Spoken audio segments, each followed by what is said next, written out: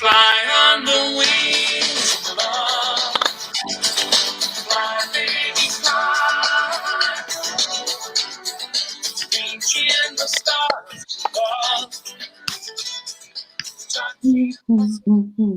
Good evening, Europe. Good morning, Australia, and welcome back to the Eurovision Hub Hangout episode 10. We are in double digits, my friends. Can you believe it? And we are also coming towards the end of national final season. We have almost all of the songs for Eurovision 2020 released. We have a fair idea now of what every single country is sending, and we have so much to discuss because we have had one of the biggest Super Saturdays going, one of the busiest weeks, busiest weekends. So let's not delay. Let's go around, introduce ourselves, say hello, and then we're going to get right into the thick of it. Louise saying hello from Australia. Hello. Me, Katie saying hello from the UK. Hey guys, what's up? It's Michal here from Ireland. Hello, it's Tone from Belgium. And if you guys were not following our Instagram and Twitter over the weekend, go back. Where the bloody hell were you? Where were you? Because Michal provided me with some of the biggest FOMO I have ever had. Yeah. With him and Robert and Alicia and Joanne at Melodifestivalen, and we are going to come to that, guys. Don't worry. Let's go to the chat. Michal, you've got a fan. Someone said you look so hot. Can I just say, and Toon's got a fan. You've had a marriage proposal already. You guys, I've had like 2 hours sleep. Like, you should see me when I slept. No, I'm joking. Oh, amazing. And Louise, your Bob's got a mention. Your new Bob. Oh yeah, you guys, look. I New knew hair, that. who it is? Look, I'm standing Leslie Roy so much that I had to get the same haircut as her. Let's say hello. Hello, Ben. Hello, Damien. Hello, Eurovision fan page. Hello, Milorad, Nil, Damien. Oh, Louise is everything. Thank you. Hello, Jan. Hello, Marco. Welcome. So I'm going to really quickly call out all of the songs that have dropped this week. Hopefully I won't forget any. Let me know in the chat if I have. What we're going to do is, instead of going through each song, we just simply, unfortunately, do not have the time. We are going to give our personal top threes of the songs that have been released this week. We're going to have an open question session at the end of the live stream. So if you have any burning questions, please save them for then.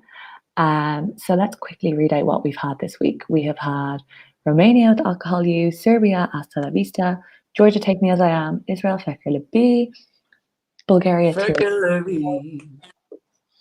Netherlands, Grow, Austria, Alive, Switzerland, Répondez-moi, Ireland, Story of My Life, Finland, Looking Back, Denmark, Yes, Sweden, The Mamas, and Portugal, Medo de Sentir. So, guys, I'm going to leave it open to you, the panel. Would anybody like to start us off with their top three? And I might allow you an honourable mention. Who's going? You can go first, Katie. Go on. Okay, then I'll go first. My number one for this week is Switzerland. As we may be gathering, I am definitely a fan of the slow, simple, beautiful, emotional type song. And immediately when I listened to that, I went, goosebumps, love it. Second, I'm going to put the Netherlands. Sorry, same genre again. It gave me goosebumps. I was just like, oh, this is so beautiful, so emotional. Love that. And then I'm going to go for Sweden and the Mamas for a bit more of an upbeat one. However, can I just say, I've had a really busy week and this has been really busy. So that's not to say that the other ones won't actually grow on me, or when I have a proper chance to sit down and listen, because I think Portugal might touch me. I don't know yet. So jury's still open on the rest. Okay. I like it. I'm in the same boat. It's been a busy week. It's been hard to catch up with them all. Okay, I'm going to say my top three from the recently selected songs is the Netherlands, after listening to it the first time, I got on my Eurovision scoreboard app and just took it straight up to the top. Like I love it when I don't expect to love something and fall in love with it. Like I was listening to it and then halfway through I was like, no, let me go back. I want to enjoy that again. So that's my number one. My number two, I think I'm going to say Switzerland. So it's opposite to Katie. I just massively respect the fact that they didn't go down the She Got Me route. That worked for them because you know how Fuego worked. So Cyprus said, okay, let's do that again, but try and make it better. So Switzerland have taken a different approach, a different language, just everything's different. I appreciate the risk. It definitely paid off.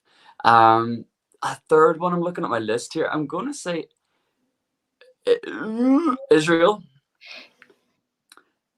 Yeah. I just, I love the ethnic sounds. I love how in like 3 minutes you get so much at once. Like you don't get a second to like calm down. Like they're just giving it to you. They're serving it to you. So and that's going to be a show. So that's my top three. Good choices. Okay. My top three. Well, in first, obviously, Israel. I just love it so much. I've just been rooting for the song since it came out. It wasn't like a lot of people wanted Roots to go or Rakata, but I was like, okay, no, it's Fekkerly B for me. And when it just got announced, I went crazy. So big winner for me.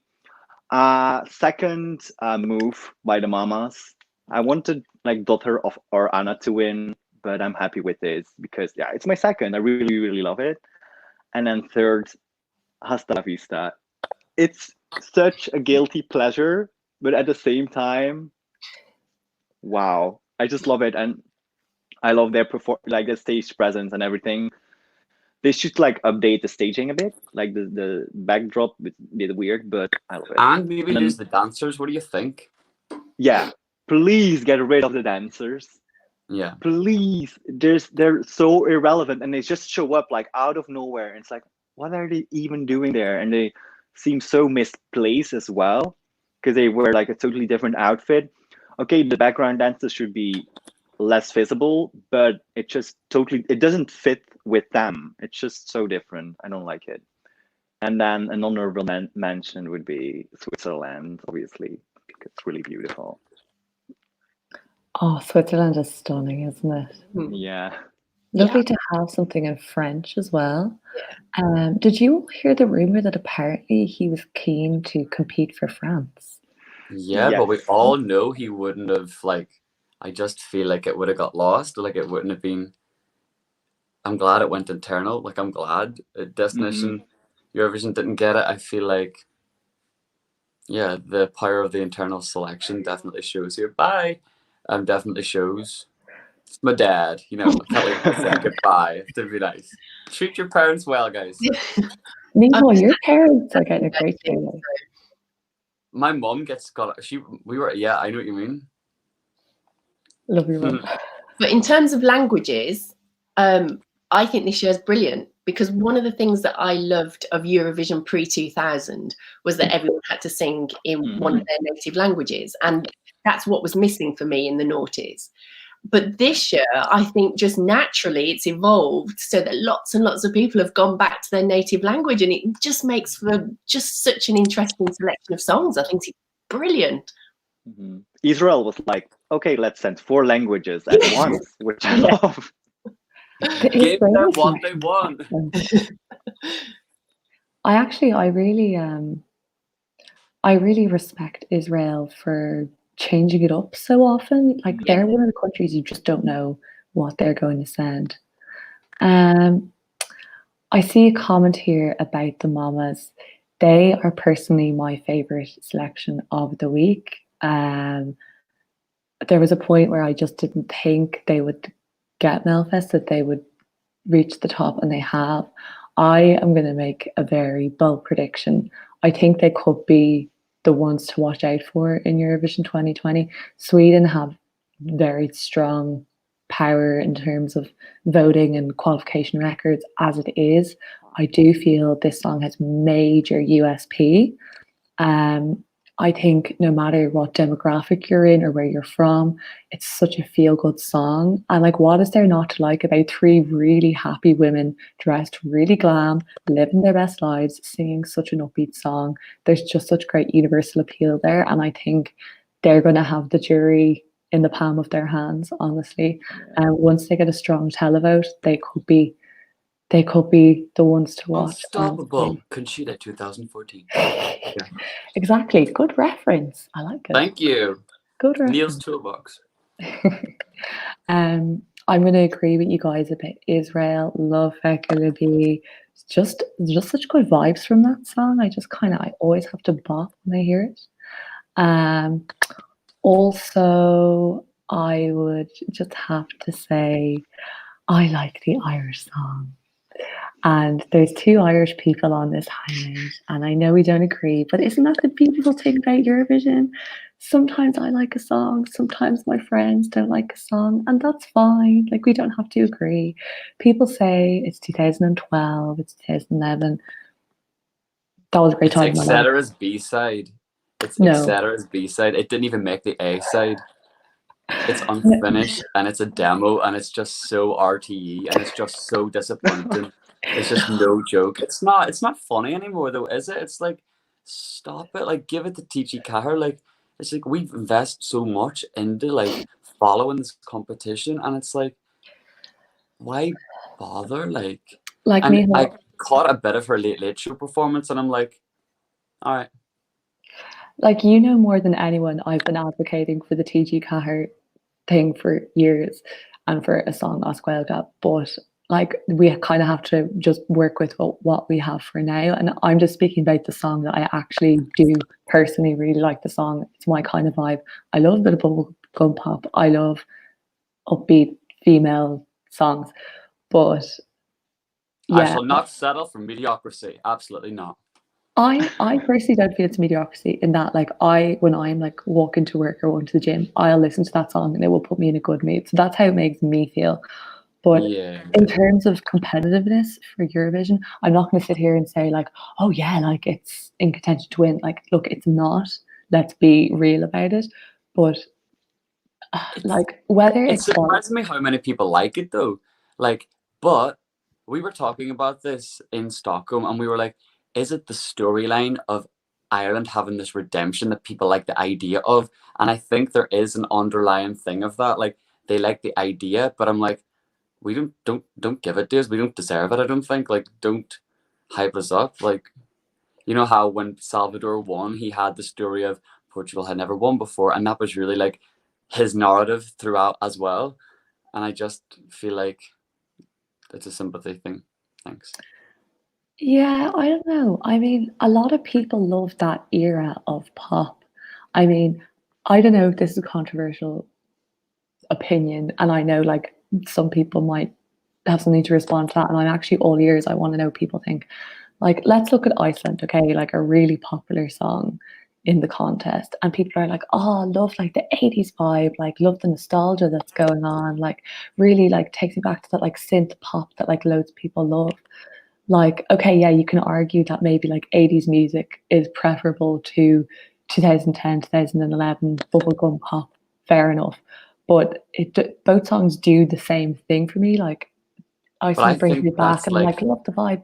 Ireland brings me back to when I was a teenager and I was just chilling and on my summer. I don't think that's on purpose though. I just think it's a bad song. Like, it's Iceland's doing that to be ironic and be like jump on a trend, and they've done it well. There's a fine line.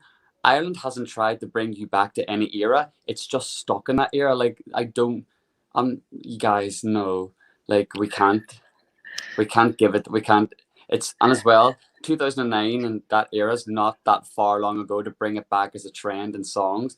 That's a demo that's been sitting about there. Sounds fun anyway. Can I put it out there? I put it out there to the non-Irish Euro fans? Because I feel like right now, between myself and Micheál, we're like on opposite ends of the spectrum. Like, we both are coming from the same place in that we both want Ireland to like be good and do well. We want to get back to our glory days. Micheál's maybe slightly more, you could say, realistic or cynical in his opinion. and he wants to see more, whereas I'm a bit Quality. more like, whereas I'm a bit more like, nah, like I'm, encouraging. Like, Katie, Tone, like, what? How do you feel about it as a non-Irish fan? Are you Team Louise or Team Miho? That's the question. Tell us in the chat, Team Louise or Team Miho?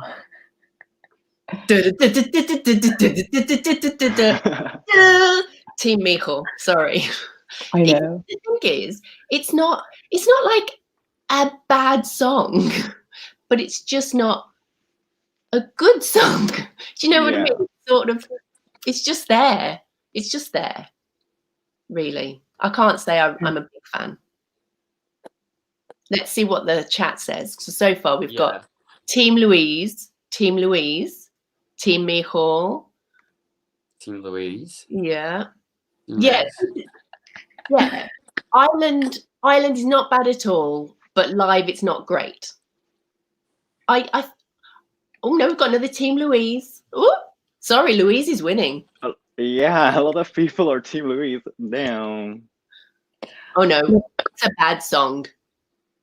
Look, guys, don't worry. Like, Nihal and I are still going to be friends after this. We don't agree on a lot of songs. Are you sure? We're still very good friends. No. I think people are getting messed up here. Hang on a second. I'm patriotic. I want the best. Yeah, I want the best. My point is, I'm not settling for mediocrity. Yeah. Don't give me something. Don't play us like that. Like don't like I don't know, people's going down the route of it sounds like a 2009 song. Yes, because it's probably a demo on a producer's like computer from that time. Like it's not done on purpose. That's accidental. Someone said Team Tone. Tone. Yeah, I don't know why. I said nothing. Thank you. Maybe that's why. I also wanted to give an honorable mention to Georgia. Yes. Which is not my type of vibe at all, but I think it's so cool. Like, what a cool song. What interesting lyrics. There's a deeper meaning behind it. Like, what do you guys think about Georgia? I like it. They're just basically calling out the big five, but I like it. It's the only thing I wanted more to happen was like I would have loved to for it to be in Georgian, because the lyrics are not that deep. But I really love this type of music, and I think it will play out live as well, because there will be more rock, I think, live in a way, and I will love that on stage and everything. Also, I think he has very nice stage presence as well. So yeah, I like it. Yeah, there's honestly, just looking at the list here, there's such a variety in what we got this week, and we haven't even had a chance to touch on some of the songs, so we will hopefully come back to a lot of them at the end, guys, in our open question session at the end. But for now, we're gonna move along, and we are gonna play a game of Eurovision charades. Yeah, let's get the competitive hats on. We are gonna go around to each of us, do charades, see if the other reactors and the chat can guess what Eurovision song we are referring to. I'm happy to go first if you guys want another couple of seconds to put your thinking caps. So my one, I wrote it down last night so I wouldn't forget. Okay, yeah. So mine is 3 words. 3 words. Peter said, no cheating. Thank you, Peter. You do my job for me. 3rd word. 3rd word. Shh. Silent? Quiet. Sound of silence. Well done, Nihal. 1 point to Nihal. Anyone want to jump in and go next? Oh, you were quicker than the chat. That's like really good. Well done. Okay. Anyone want to jump in and go next? Go on then, I'll go. Right, this literally is off the top of my head, so 4 words. 4 words. Yeah. Is it the overall song? The whole thing, okay? Hang on, I'm just going to disappear a minute. Right. If you get this, it'll be a miracle. Also, shout out to Marco. Rise like a phoenix.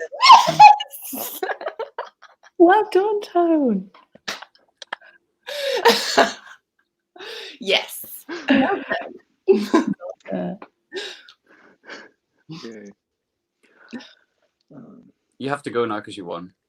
I don't know anything. Let me think. Oh my god, I really don't know anything. You know everything. You do. Yeah, but at the same time. Okay, I have something. But it will be so odd to. Okay. 2 words. Two I mean, words. kind of. Yeah, 2 words. Okay.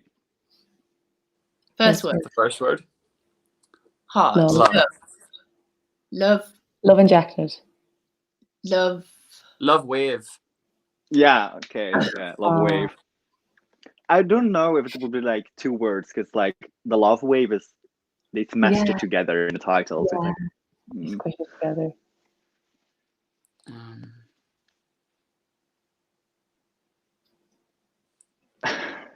Okay. Three. Is that 3 or 4? 4 words. 4. 5. Four. What? 4. Okay. First So? word. First word. Which word? Oh, that First 4th word. word. Book. Open. Hold on. Is this the first word? Read. Read. Yeah, this Which is the word? first word. Oh. Read. Write. Words. Book. Look. Think. Turn. Cover. Open. Book. Close. Open. Paper. Magazine. Cover. It's the cover. Open. Of. Ah. Of a book.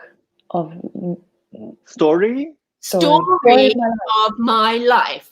My Oh. favorite entry this year. But that's thanks to Callan. Do you know what's really bad? I just spent like a few minutes talking about how I liked Story of My Life, and I actually thought about Belarus 2007. Yeah. Historia, oh, I can see it. Yeah, I should have thought of the Irish entry, shouldn't I?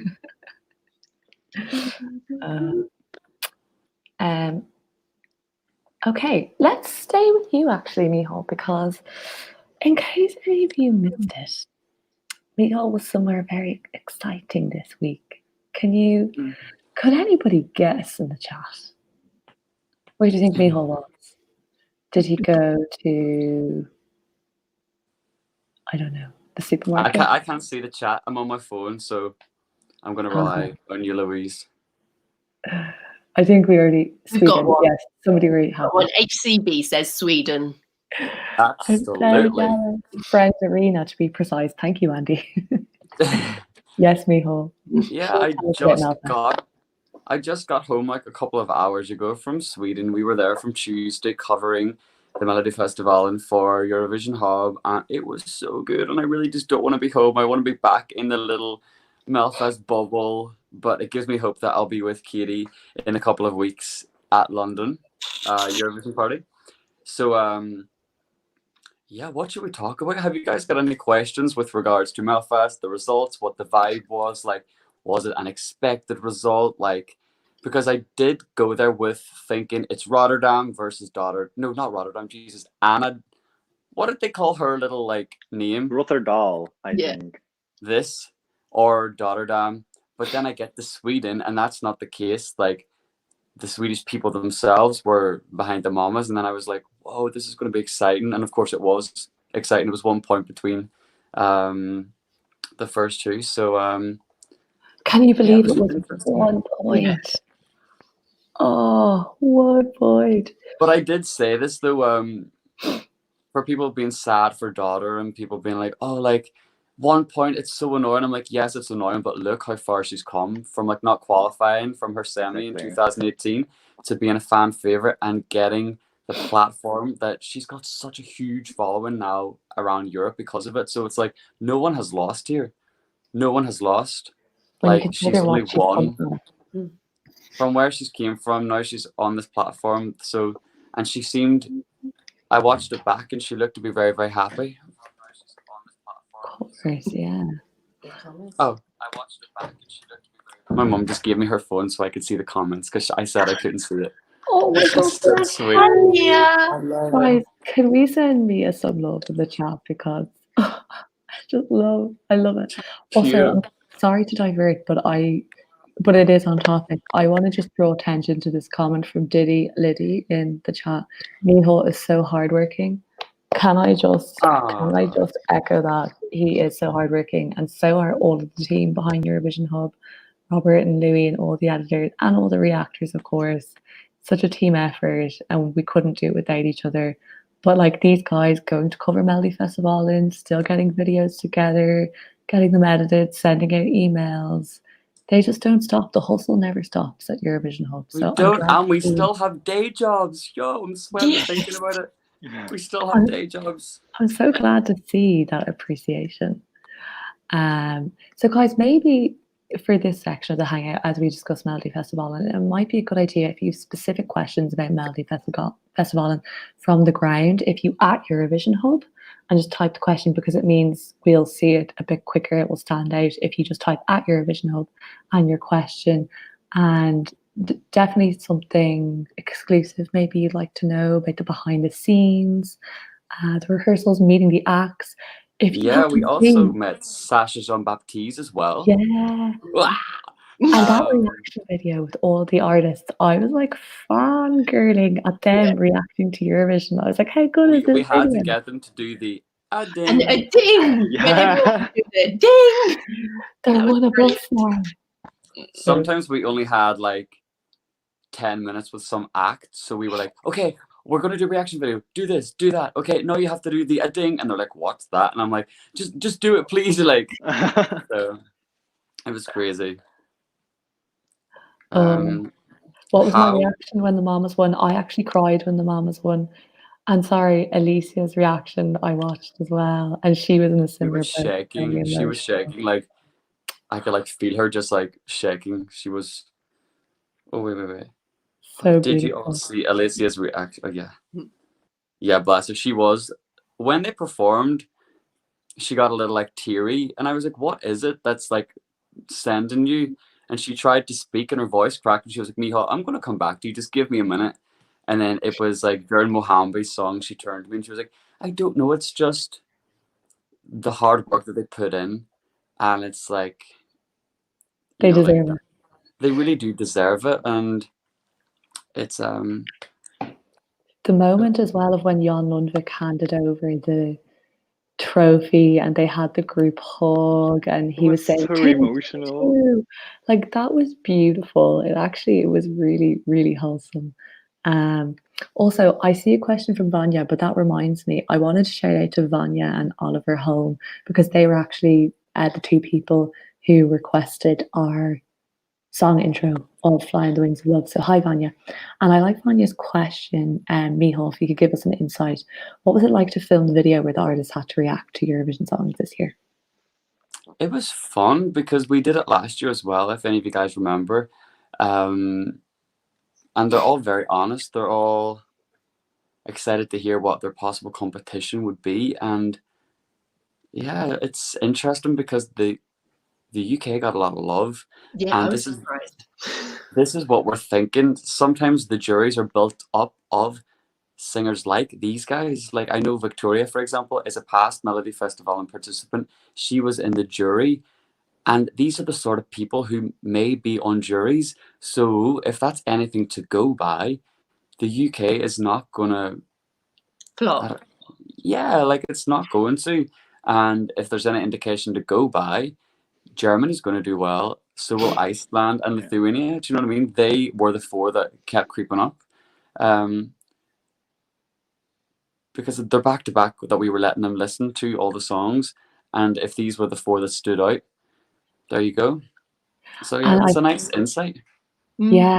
Did anyone notice as well? There was like certain artists liked certain songs that I could see them covering or doing. Like Robin was saying he liked the UK song, and I was thinking I could see, I could see Robin releasing that kind of song. Felix liked Germany, and again I could see Felix releasing. Oh, I have to tell you, before we left, Felix said, "Can I listen to Germany again?" So he took my earphones and he was like, just one more time. And he was like, "Oh, don't tell him." He was like singing along. So Felix really liked Germany. God. Yeah. That is so cool. Yeah, he really liked it. Ooh. We have a question here from Oron, and we can put this out to the general panel. Were the Mamas our actual favourites personally from Office, or were we rooting for anybody else? I would have voted for Robin. And that's because Mihal introduced me to the Melfest finalists. Was it last week or something? And I Yes. went through all the finalists. And Robin's song just literally, I think I replied to you and said, within the first 5 minutes, I went, I just love this. It got me right from the start. I already knew, or I didn't think it was going to win, but I really like it. It's on my playlist. Yeah, I liked Robin. Oh, the Mama song wasn't my favorite, but here's the thing: I was rooting for Anna because I like the narrative of her coming back, and I like how it sounds a bit classic Melfest, that Slagger, ABBA little melodies in there. But that's not to say I think I said to you three before we went live, the Mama's song isn't the best song, but it's a moment, and you need to create moments at Eurovision so that you stand out.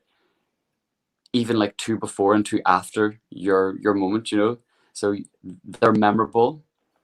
They will catch people's eye. They're jury bait. You're not hearing any bad notes. You're getting a feel good, warm performance that's familiar. So that's where they will do well. It was a good choice in that sense, but that's not me saying that was ever my favorite song. So what was your favorite song? It's the car test again. I love singing the Bulletproof and Anna's Kingdom Come, and since seeing it live, I love Mohambe Winners. Yeah, I love that one. Since the addition of the dancers, it really brought it to life for me. It was very flat, him standing alone. I know originally he wanted to fly, and that got scrapped last minute, so his semi-final performance was never going to be the final one, but yeah, the dancers really brought it to life. And when you hear it live, you really, the beat, so good. Yeah. What about you, Tom? Before the show, I actually want the daughter to win. But like when watching, I just have to admit, like Anna, her voice, and the show she was giving, it was a whole performance. Like it just came together on stage, and she became my favorite, and was like really rooting for her. Just because of, I think I might be biased because of, like, she has been in Eurovision, and I want her to like have the redemption arc. So maybe that's why. But I was happy for the Mamas to win because they were my third and they were my family's favorite as well. So I'm all there for it. For sure, for sure. I'm seeing a lot of questions about the international juries, which is funny because my dad also asked me this question, but I don't like. I think Sweden know what they're doing. Like that's to me, that's a good idea. Yeah. The song has to appeal to. This is what I mean. The fans and the press loved Anna and Daughter, but Sweden itself were on a totally different road with the Mamas, and that's where you have to put the two together to find the average, the one that wins, and so that's what happened. So I think, but also it's like if I'm in the delegation, I don't know, like are you gonna try put a country's best foot ahead of your like I've always wondered that like isn't that weird? Like I would worry if an amazing song comes along and an international jury messes it up. Like for example, I don't know which jury, but Anna got 0 points from one of the juries last night. I think it was France, correct me if I'm wrong. And I'm just like, it doesn't add up. But all in all, I think it's a good thing to have so that you can appeal to the masses. For sure. Gotta get a feel what other people are thinking. Because we've seen in Eurovision in the past, sometimes countries will send a song that the general population adore. And the example I always think of is Greece 2018. the name has escaped me, but someone will tell me in the chat, or maybe one of you remembers, with the blue hand. Oniromu, something like that. Oniromu, I don't know how it's pronounced. Yeah. One. The Was Greek, that a selection? I thought that was internal. it was, but what I mean is that like the Greek public adored it, like they connected to it so much, and I see, okay. it did not connect with Europe whatsoever. So I feel like you need, oh, the chat are filling me in, thank you. I feel like you need to delve into, well, what do the international or the European community think? Because at the end of the day, they're the people you're looking for votes from. When, like, if you want to be competitive about it, like, it is competition at the end of the day. Also, I wanted to ask you, Micheál, just while we're here, we're chatting all things Melfest and Eurovision events. We're starting to, like, we're all, particularly on the Eurovision Hub team, we're starting to kind of get out to more events, and we're starting to link up with each other even more. Like every year, we're just going to more and more things. And I know, Tone, you're going to Eurovision this year, aren't you? Yeah, I'm probably going. I still need my ticket, but I'm going to Rotterdam the week of Eurovision either way. So even if I don't get my ticket, I'm going there. So guys, look, you will see me. Yeah, look out for him. And Katie and I have been to LEP. Katie's going again this year. I've been to Australia Decides. Micheál, I know you've been to Eurovision events before as well, but like, what was the atmosphere like on the ground? How did you find it being around other Eurovision fans, other Eurovision fan sites? Like, what was it like over the week? I can't tell you, I loved it so much. Like, there's just so much love, like, for each other. It's like, at the opening party, we sat with Wee Blogs, ESC Insight, ESC Extra, and we just became like a, you know, it's your first day at school, and we were like, hey guys, so we all sat together, and the next day, like, the Wee Blogs guys, they saved our seat for us. They were like, we saved your seats so you can sit at our table, and then the next day we saved them a seat at our table. We went to Vapiano for like food together. We just became like a little Melodifestivalen family. Yeah, so it's really fun. It's like, you know, when you go on holidays and you make like holiday friends in like a little resort, and then you have to come home and you're like, like that was just like the London Eurovision party last year, and I don't know if you remember, we turned up not late, but we were like towards the end of people going in, weren't we? Because we'd had something to eat. We were really hungry after the press event. Oh, we turned up. We were on that balcony, and we just waved to everyone, and everyone was waving back to us. And then we just joined the crowd, and like everyone was just singing. You just went and joined the song with someone over there, and then you danced with someone over there. I just loved it. It's so nice, because I think at this time of year, the fandom can be quite harsh and quite vicious, and you actually start to think, you know, and everyone's criticizing everybody else or their songs or whatever. But ultimately, when you go, from my very little experience, when you actually go to a live event, that's when you really, you see the fun bit. It does bring people together, and you start singing a song together and everything's forgotten. It's just brilliant. Yeah. It's such a special thing. Like, I was speaking to Robert briefly over the weekend when you were in Sweden, and we were just talking about it, and I was saying, like, it is quite a niche thing, the Eurovision world, and the music that we listen to and that we enjoy. And there's just nothing more amazing than being in like a venue where there's all these Eurovision songs playing. You're having the time of your life, but so is the person next to you, and all of the people around you are in the same boat. They're really into this specific kind of music, and it's just such a special thing. It really is. I'm really emotional now.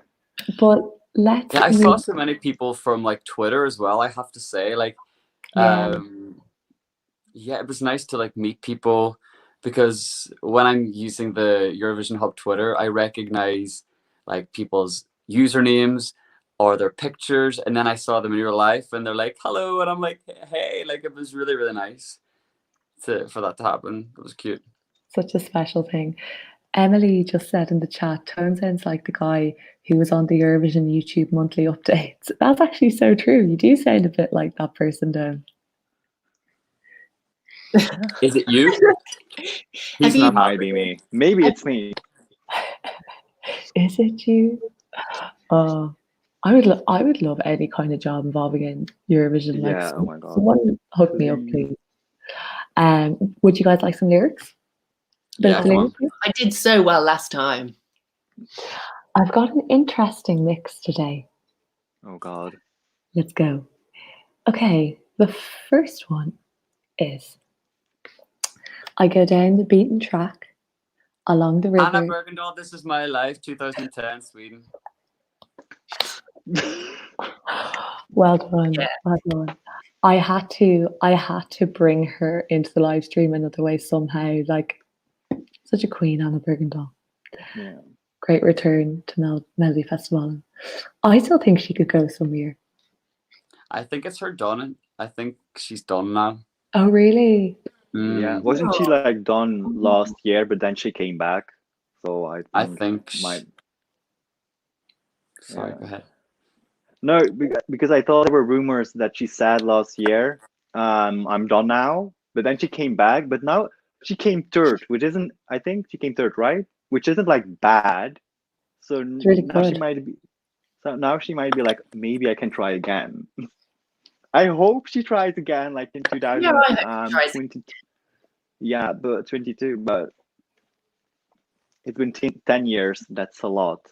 So she might get tired of 11 it as years well. doesn't have a ring to it, though, does it? The 11-year redemption. Yeah. Okay, the next one is.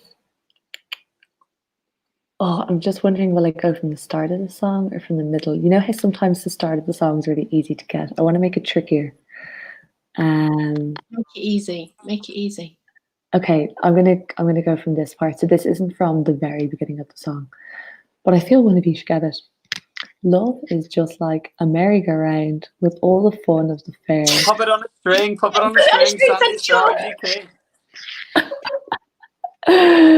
Yes, I'm gonna give that to both Micheál and Katie. Oh my You both God, get a point. that's amazing. It's my first ever point. Love is just like a merry-go-round. With That love song still hits. and Great song. So much personality. I love it. Love is just like a she sung it merry-go-round. barefoot. What did you say, Katie? She sung it barefoot. Did she? Yeah. She was like quite I'm not gonna say a hippie, but yeah, very free spirited and just It's quite a trendy thing to do in Eurovision these days. Like, we had Emily DeForest. We had a couple of people doing that. Love but it. Sandy was the first, maybe. The original. The original OG. barefoot. Yeah. Okay, the next one is isolated from the outside. Clouds have taken all the light. I had no control. It seems my thoughts wander off. Of the time when I tried to live life without you. I'm relying on Stop. Come on, chat. No chat. Then Again. From the top? the Netherlands. Yes. Tone? I don't know. Anouk. I know. I don't know. Yes. Birds, Birds. 2013, Anouk. Isolated from the outside. the Yes. rooftop. Clouds taking all the light. Good song. I was a local that year. I wasn't like a Euro fan. I was still very much in my local stage, and I loved that song. I was like, this is good. A great song. Who got it first in the chat? I think Mark got it first in the chat. Good job, Mark Kiev. Okay. Oh my God, I'm really sorry, guys. Should I like not? I just seen. For God's sake, Micheál should skip this game. Micheál, give us a chance. Yeah. You know what? It's not his fault he's a big Eurovision fan and that he's good at lyrics. I need like pre-2000s. Okay, let me see how I go here. The next one is Come and Take Me. I can show you how it's done. Come and take me when no one is around. Come and take me. I can show you how it's done. Will be. I don't want to say the rest. Is this pre-2000s? No, sorry. Yeah, thank God. Come and take me. Come and take me. Can you do it again? Yeah, Come go and again. take me, I can show you how it's done. Come and take me when no one Is is around. it Take a Chance Lost on and Me? Found. Maybe lose control. Take a What's chance. Tone? You have it. Yeah. Lost and Found. Yeah. Come and take me, I can show Oh, you yeah. how it's done. Come and take me when no one is around. Come and take me, I can show you how it's done. I like Will that be one with the lost live. and be found. Oh, that was my favorite studio version of the year, and it just bombed. It was so upsetting. Oh, heartbreak, honestly. Colin got it first in the chat, and Oran, good job. Okay, the next one is no, I can't stay here longer. You cannot make me cry. So I will leave you to wonder what will become of our lives. I'll swallow hard, fall apart, break Oh my and God. bleed, but you won't see. Scream. Yes! They scream. I did actually recognise that, but I couldn't get. Yeah. I was like, it's Sergey, but which one? Okay, well, we go for one more. Yes. Okay, I'm going to throw it up real quick. I didn't have this one prepared, but I'm going to go for a pre-2000s one. Okay. Sorry. I'm going to go for... yeah, okay, that one. This is an interesting one, actually. Okay. Okay, I'm going to skip to a middle part of the song so it doesn't give it away. Who could believe that I could be happy and contented? I used to think that happiness hadn't been invented, but that was the bad old days before I met you, when I let you walk into my heart. That's the name of the song, so I'm going to skip it. I was afraid that maybe you thought you were above me, but I was only fooling myself to think you loved me. But then tonight you said you couldn't live without me. That round about me, you wanted to stay. Oh my God. I Something, wouldn't know.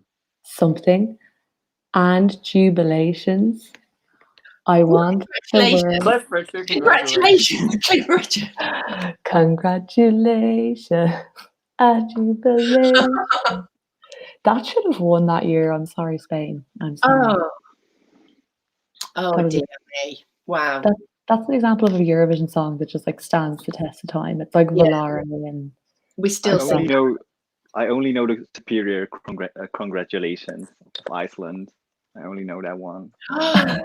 congratulations have arrived.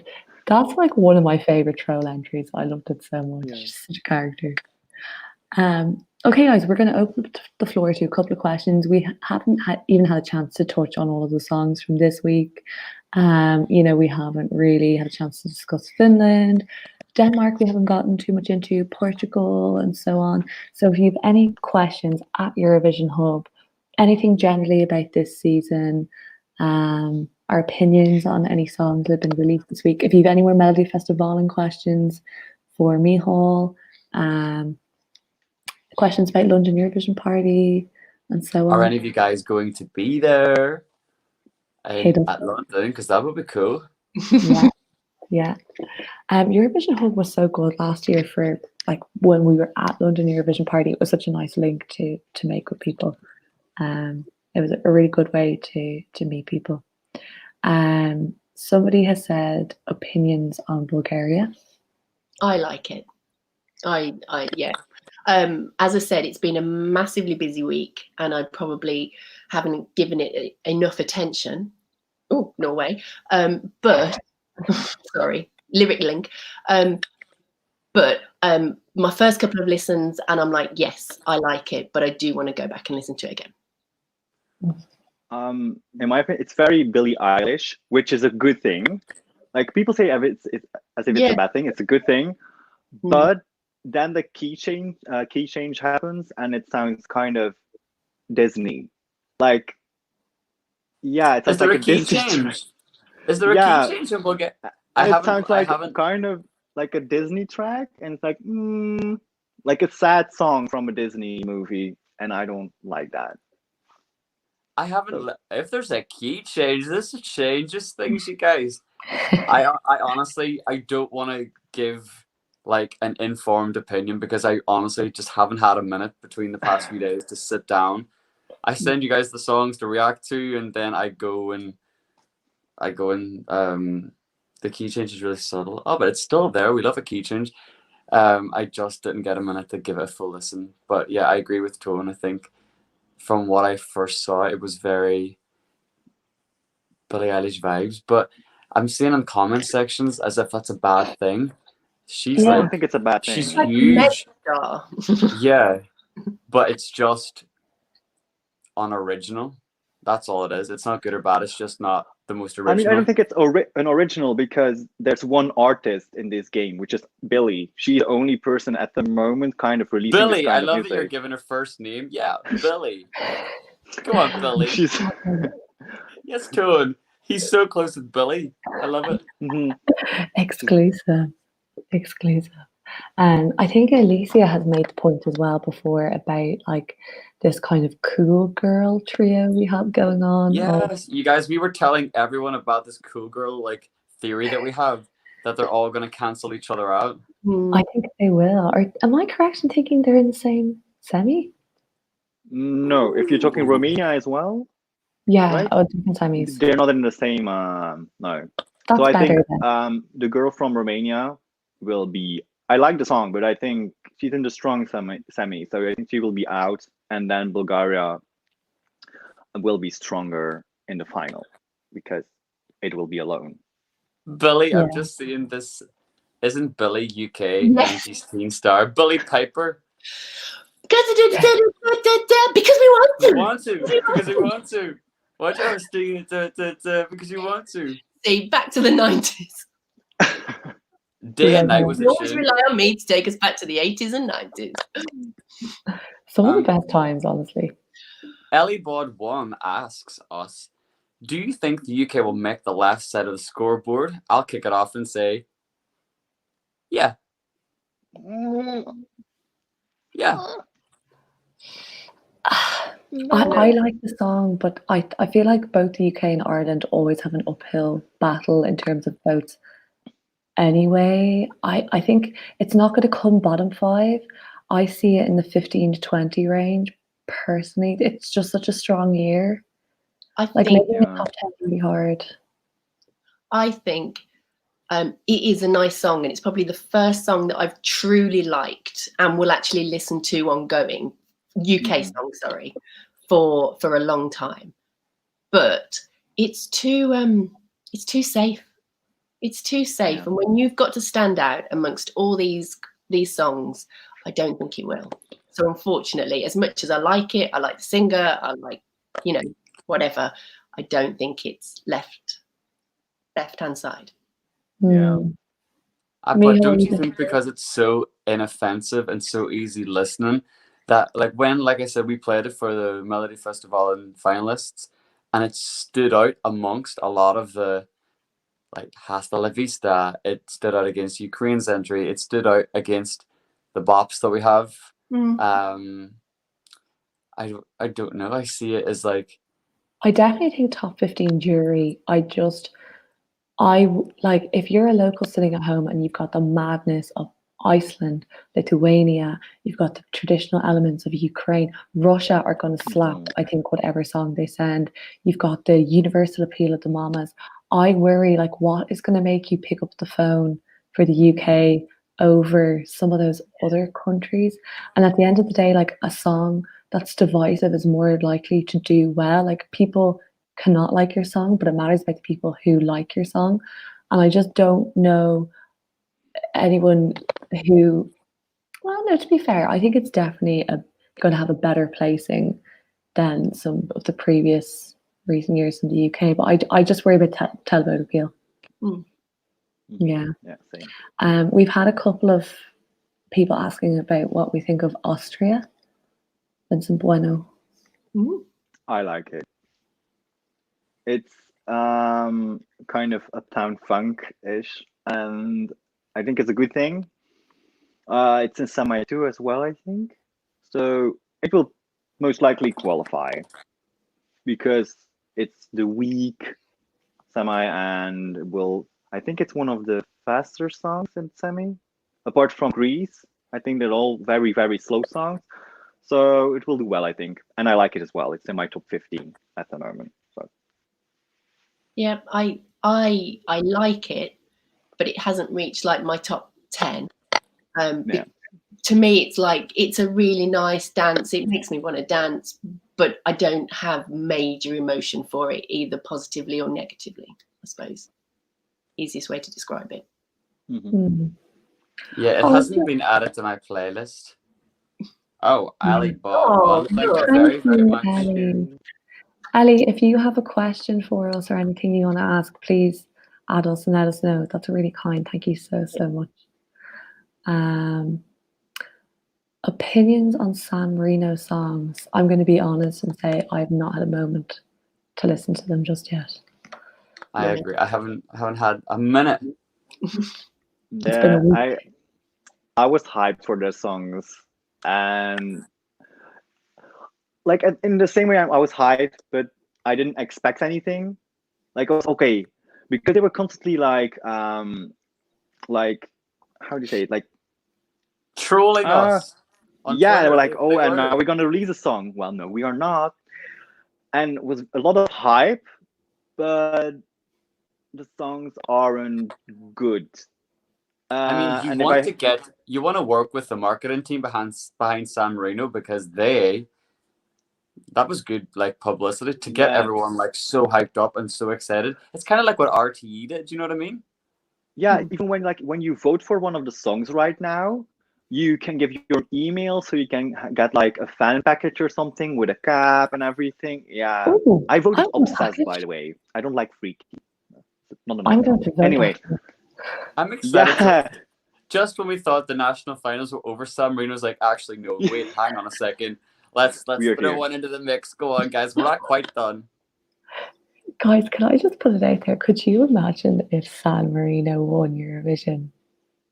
They said they're ready. Like, they had an interview with like the prime minister or whatever it is. And it's like, we are ready to host. And I was like, oh my God, I love it. I love having them in Eurovision though. I think it's so good I love to having have them. state. And like Luxembourg come back, you know, like all these other smaller countries. Can I just say, is it Kiana's musician? I hope I could join this Eurovision family soon. You are part of the family. Everyone in here is, like, everyone in the chat. It's not just like the people you see on screen. It's people behind the scenes. You guys in the chat. You are the family. Like, you're all in it. We're all in our little. I always say that, don't I, guys? I'm like, yeah. We're all a little family. Like, we all have each other, and that's what's so special. We're just a little hub of love. Okay. Eurovision hub of love. Yeah, that's a new one. Catchy. Yeah. And we love. I'm excited to hear these songs, though. Yeah. And I'm very, very excited for Russia. I really want to hear what they're sending. Yeah. I'm so excited for Russia. What about Destiny? What about Malta? You think they're... Because... I don't know if I heard maybe one of the possible songs that got rejected. Am I oop? Can I say that? I think I can. I heard it, but it didn't get selected, but it was good. And I'm like, if that didn't get selected, I'm like, what are Malta doing? Are we going to Valletta? Should I Belfast goes there? Should I book me tickets for Valletta 2020? Could you imagine Eurovision on a Mediterranean island with gorgeous food, really happy people, lovely beaches? We should get the entire Eurovision hub team over there and just go for like a month and just quit our jobs and not come home. I'm just gonna tell my mom I'm quit. I'm not studying anymore. Bye. Yeah. Leave me. Studies what? I saw on Twitter as well, so like this could be completely hearsay, but it was kind of a rumor going around that Destiny had put up Instagram stories in Vienna, which is where symphonics are based. So there's kind of rumors she could be taking one of their songs, which is always a good sign. So Yeah, apparently she wants to go with like a bop. She wants to go and like party, but I don't know. It's just saying, you know. Yeah, well, that brings me to thinking about that semi-final. Somebody asked there, do you think Ireland will land top 10? Let's be real, no. Ireland will be doing well, I think, to qualify. We're in half of the semi with Russia, Sweden, North Macedonia, and I've seen in I actually think Russia might not qualify. Like the artists are standing, I love them, and they might even be my first. Like they might dethrone Israel, but they're very like it's very quirky, and I don't think it will work with the juries. And they will need those televotes. They will need them to qualify. But I will love it. Like I'm sure I will love it. But I think they will have problems qualifying. Yeah. I don't. That I like do that. love a controversial opinion. I do love it. Yeah, like, it's not controversial. You're completely within your rights. I love the diversity in opinions. Like I'm here for it. Like because everyone would say Russia's going to automatically get through. Blah blah blah blog voting. But what you've just said, Tone, is like so true. Like that might not translate from the snippet that we heard. It might not translate well on stage. Like it could be just a Spotify friendly song. Apparently, the snippet they denied it's not the song they're sending, but at the same time, like they put it like they played it, and it's not a song they released yet. So maybe they denied it just to keep people silent. But we're not so sure. I kind of hope it's a song. I liked it, but we'll see tomorrow. Hopefully, we have to. So has the Macedonian song dropped while we've been live, you guys? Yeah. Has anyone in the chat heard it? If so, let us know your reactions because we haven't heard it yet. And these guys will be reacting. So I want to see your reactions. What do we like it? Are they going through again? Can they beat the result last year? Oh. It's trash. Oh. Disappointing. Oh, hang on. It's good. Luke Gallagher. It's a little underwhelming, to be honest. Kind of middle of the road. Feck, she got me, says to Tulbanya Tyranta. I mean, mediocre. At least they went for something different after Pride, I guess. But we're going to go off now and listen to it. I'm excited now. Yeah, make a wee cup of tea and get my earphones on. Someone asks, Katie, what is your favorite so far? That was Dee Lidi. I'm actually really struggling because I was trying to update my scoreboard earlier, and Italy has been there right from the start, but now, and I said that will never go because that just really got me, and it's still there, but it's got competition now from Switzerland. It's got competition from Iceland. It's got competition from, for me, the Netherlands. It's got there's so much competition. I can't actually decide. I have got a real problem. I really want a really calm week, and I just want to keep listening, and then make a fresh decision because it's too much. It's too much.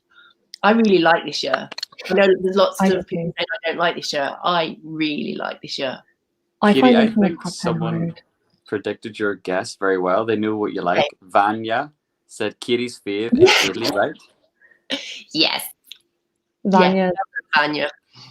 Yeah. I'm that predictable. Yeah, very active on Twitter, so probably sees a lot of what everybody's thinking. Hi, Vanya, legend. Vanya, I love Vanya. Vanya's I recognize her picture.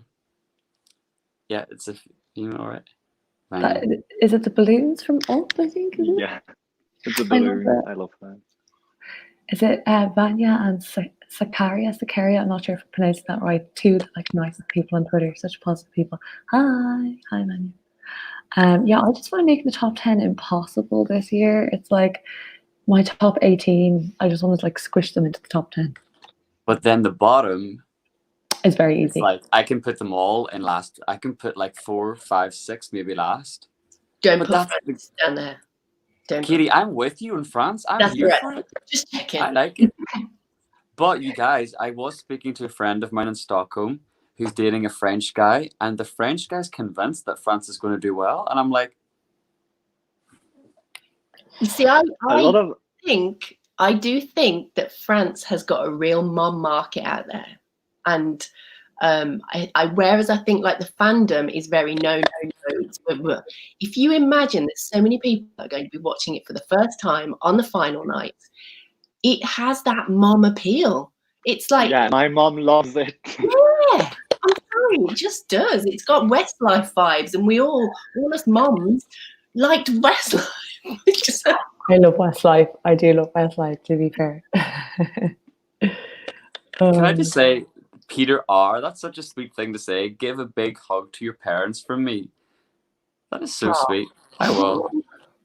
People said Everyone go earlier that I couldn't hug be your pregnant, parents. but, it's I true. can't. But if So- anyone's in Dublin, can you please go and hug my parents for me? I Meg miss them so Green. much. I recognize Meg Green as well from like Twitter and Instagram and stuff. So she Yeah. says, has any song given you winter vibes? I can see. Italy. As I sit here and think of my Italy? family, Italy, yeah. It makes me think of my family. I don't know what it is. Can I just say, because I didn't notice this during the reaction video with Italy, but I've played it a lot since. There's an instrumental bit in that song, and oh my God, I was probably talking over it during the reaction video, but it makes me just want to twirl. The final minute. The final minute. Is it the do, do, do, do, do? It's so beautiful. Goosey Lucy when I hear that. There are a lot of quality Yes. songs, right? Like just pure quality. Like that's why I don't want to keep harping on about Ireland. I just mean when we compare it, it's like, I know. don't waste You're your right. time. Why don't you have a little hiatus, take a wee break, get your thoughts together, and then come back. But Tone, the what other do you hand, think? I'm not- Anyone giving you winter vibes? Well,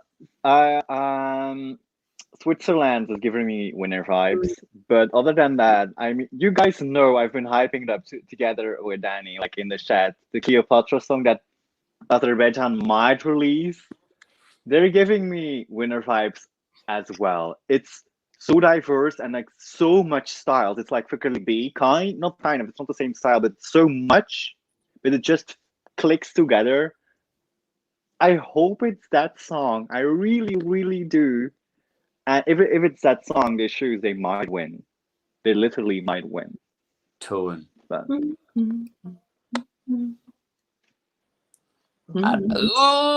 And I And that.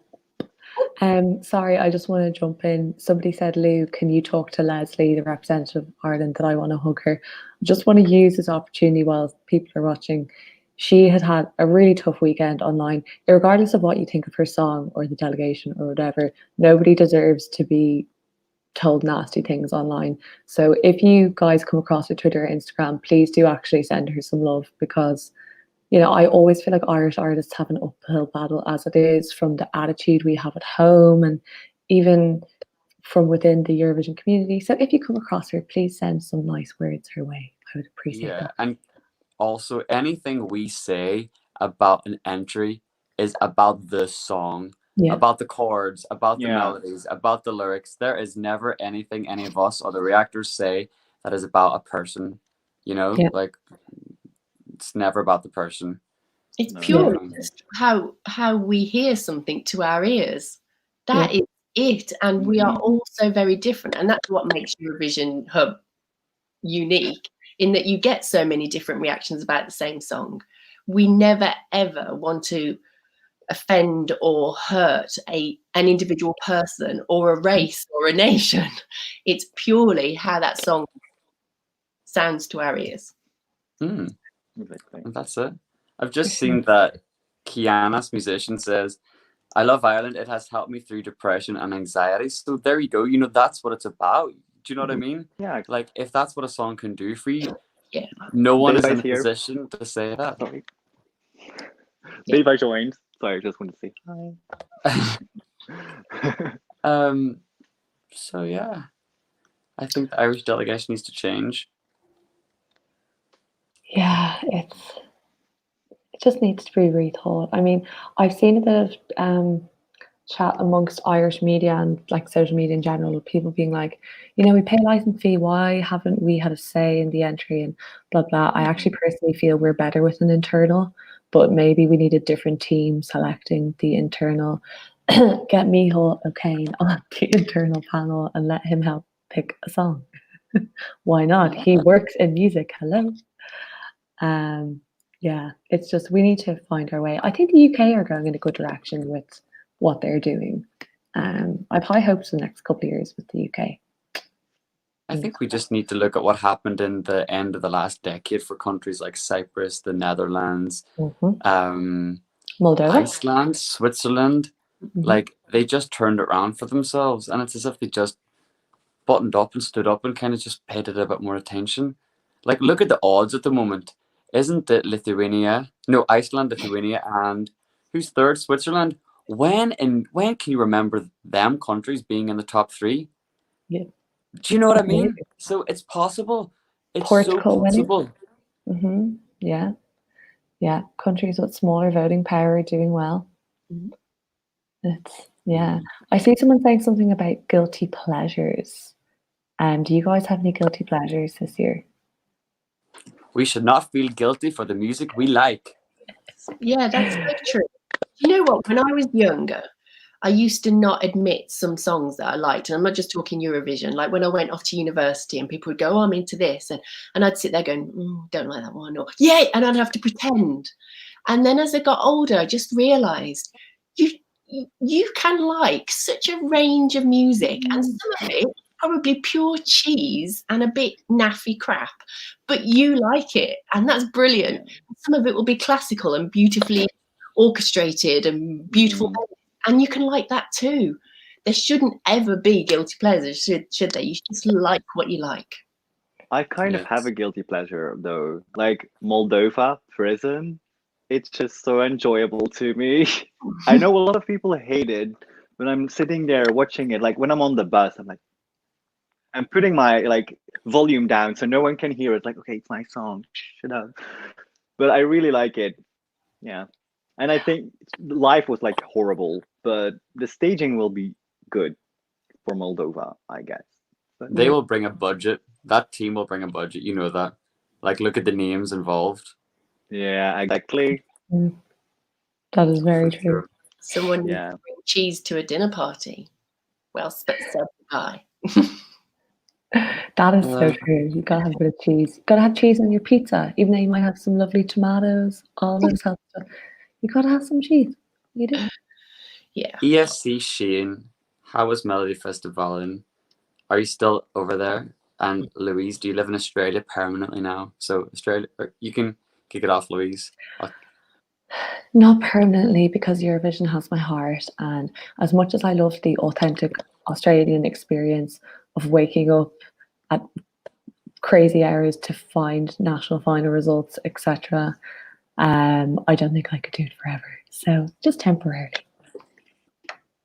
Yeah, and you're missing out on all these fun parties that we're going to. Come on.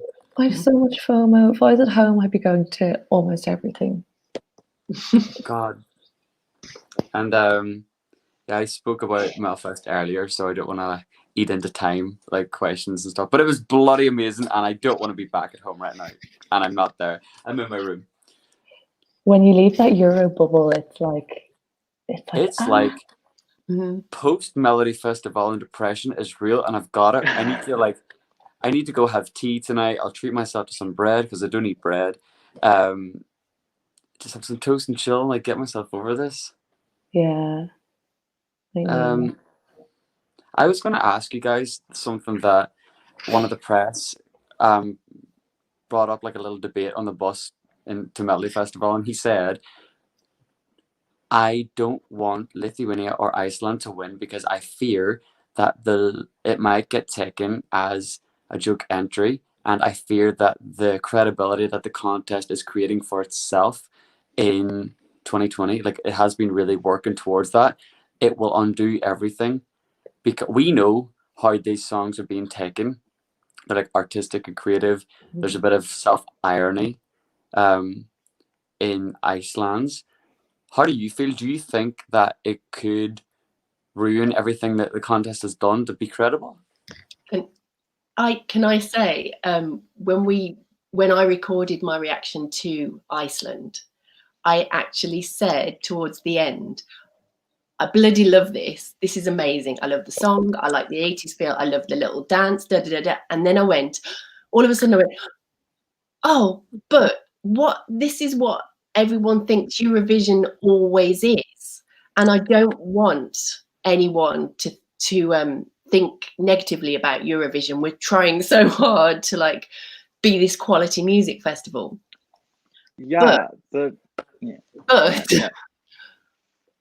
I think there's a time and a place for some lightheartedness, because that dance, which I'm doing this week in my green boiler suit, watch out, is so catchy, and it's part of the staging, it's part of the performance. I don't think it deters from the song. I don't think it's detrimental to the song, and I don't think it turns the contest into a joke.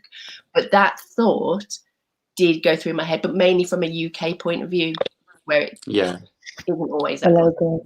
Yeah. But I'm more like, so what? Like, people can think what they want. I know. I mean, they can't think what they want. Sometimes they're plainly rude about Eurovision, and it has like a bad name to some people. But if the song wins, it wins. It's It's typical Eurovision. But yeah, that's why I love it as well, because it's typical Eurovision. That's why I listen to you. Look at Eurovision, because I like songs that, like, artists that think out of the box. I even like Toy. Like, honestly, I like Toy. I like so much songs. Because of Eurovision, I like learned to love more kinds of music. Yeah. I was the person who only listened to mainstream pop. Now I listen to all types of music. And that's just what Eurovision taught me, and that's why I like Eurovision. So I think it wouldn't. What if it gave us a bad name? Like, I don't really care. Like, we have other songs as well that win, that locals like. You're so spot on. So spot on. We don't think Lithuania or Iceland are a joke entry. The story is, someone approached me in Stockholm and said, "How do you feel?" Because they were concerned. They thought that maybe the general viewer who isn't in our little bubble would watch this for the first time in May and think, "Oh, there Eurovision goes again." You know what I mean? We don't think that. None of us have said that, so I hope you don't get it.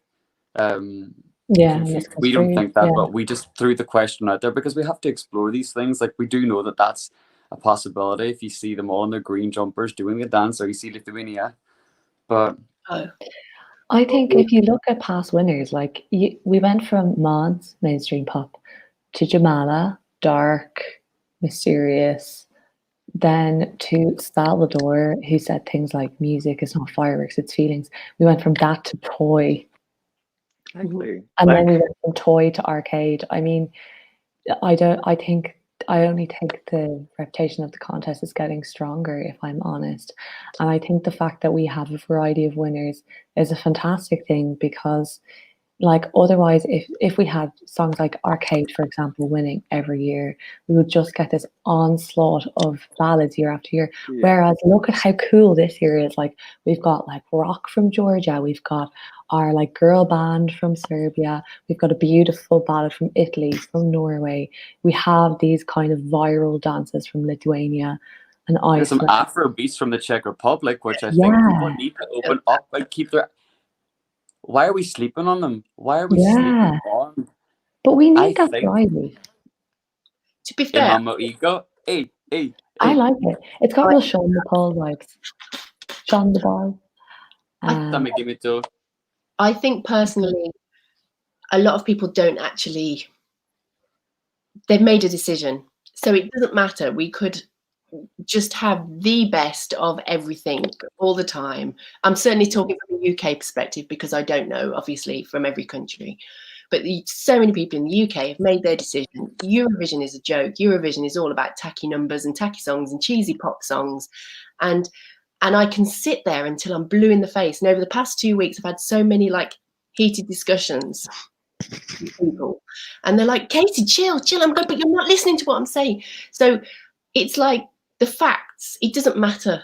Do you know what I mean? They've made their decision and they're shutting down and they're not going to listen anyway. Yeah. So I'm actually with you, Toon, that basically at the end of the day, we should do what we want to do and enjoy it and enjoy everything about it, because as the young people say nowadays, the haters are going to hate. You know, Hey, Are gonna pick shop. It's the same in Belgium, to be quite honest. Like, if I point out to people who like the more like mainstream ballads or whatever, like mainstream, like radio friendly songs, I'm like, there's Arcade, there's APD, there's 1944, and it's not that radio friendly still. There's Euphoria, Only Teardrops, and the song they always bring, yeah, but there's also La Chaise Tumbai and Toy. Like, yeah, so what? Like, stop thinking. They're the people thinking in a box. It's not us. It's not the Eurovision fan. They are thinking in a box. So they're not open, they're not listening to the slogan open yeah, up. You gotta be open-minded with something like this. yeah. Also, speaking of slogans, I think was it Celebrate Diversity was 2017. This year should be Celebrate Diversity, because the amount of artists who are either like from another country or have a different background representing, Yes, like yes. the guy Benjamin for Germany, he's from Slovenia. Switzerland. There's tons of others, yeah. He's is he Kosovar and Yeah. something else. The girl Albanian. Athena for Armenia is Greek. Stefania for Greece is her family are Greek, but she's Dutch. So many. Yeah. Cool. That's what it is. That's what it's all about. Guys, we're into 1 hour and 21 minutes. If you're getting bored of us, tell us to go. But I don't know about you guys, but we're more than happy to talk. This is what it's all about. The channel was started to share our opinions with other Eurovision fans. So usually we kind of sign off at a certain time, but like if the conversation's happening, we're more than happy to keep talking, because unfortunately, she's like, I've got a soap to watch, Michal. Don't say that. I've got EastEnders happening. I'm going off. The kettle's on. I've got a family to feed. They're all going, feed me, Mum, feed me. Mum's talking to all her fans on YouTube and she can't even feed us. I'm starving. Knock on the door. Have you finished yet? I'm hungry. Watch like a series come out now. My mom's a YouTuber. Oh, I do embarrass them. I'm sure they No, you can't embarrass them. I do. I'm always doing this. Katie, I had a mom like you growing up who introduced me to Eurovision. You know, you can't have moms on TikTok, but I am now officially a mom that TikToks. So, Kitty, can you tell people your username if they want to go follow you? Oh my God, yeah, because I've got like 3 followers. I'll type it in the chat. What is it? I am at Katie Isles. That is really simple. Please go and follow me. You can see me doing this. Go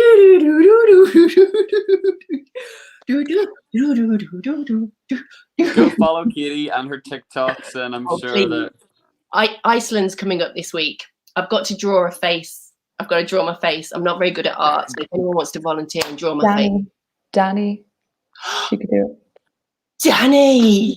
Oh, she's an artist. She does. You should see her artist studio. Oh my God. Yes. I've been to Danny's house, guys. I've been to Danny's house. Can you get her to draw my face this week? We'll see if she has time, yeah. Yeah. I'm sure Are you going over to Danny's? I love that you guys hang out. Yeah, I'm going to go over. We were texting the other day. Hopefully, maybe this week. I'm like a bit less busy in work. So we're going to go over and hang out again. Cool. Cheese and crackers. We chatted Eurovision for hours. Like, oh my God. Sorry. Have you seen the comments? We've got Katie, feed me. Katie, tell them to get a takeaway. Mother of the year. I'll tell them that. Imagine your kids now getting in the comment section, be like, Mom, feed us. I'm hungry. Imagine, yeah. Say anything in Spanish. Sí, hablo español. Claro, si me quieres hablar en español, lo puedo hacer. Okay. So yes, so I am going to do that, guys. So a quick adios from me, so I go and feed my family. Hasta luego. Adios. Adios. Now I've got to work out how to get off this. Oh, there we go. Bye. Oh, Goodbye, Katie. I We think love Katie. we do love Katie. We stand. We should I'm definitely so make it zoomed up to in the right hour and a now. half mark.